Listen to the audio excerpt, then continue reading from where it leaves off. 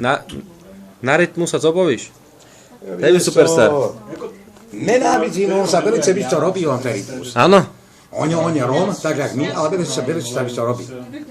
Nenávidím ho. Povedz niečo na ňo. Proč? Je taký nesympatický on. Robí zlú hudbu?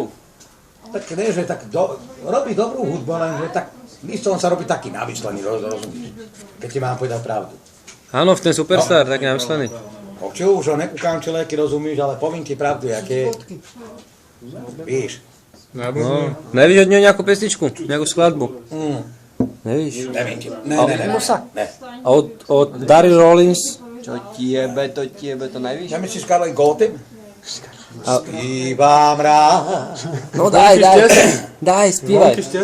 Spievanie sú moje chvíle najkrajšie. Spievanie som ako rozprávku vo sne. Spievanie sú moje chvíle najkrajšie. To sa mohol radšej doma trápiť, jak tady. Zvonke šťastia, aj pre mňa ďalke krásne znie.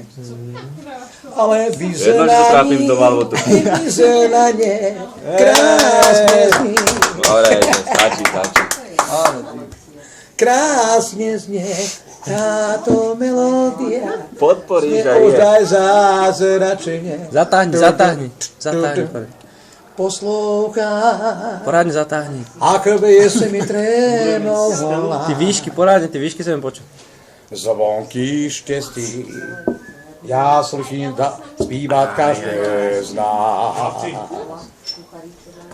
Zpívání je to, co máme společné.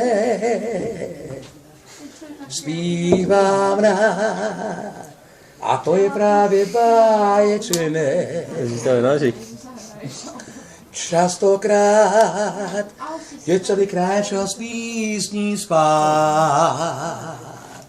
Zvonky štěstí, já slyším dálce zní dá hrát.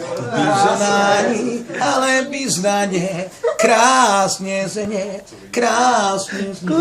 Táto melódia znie ozaj zázračne. Ty si pán, Tefi. Veru. A ináč chválim Stanko, díky za pivečko. Dá málo.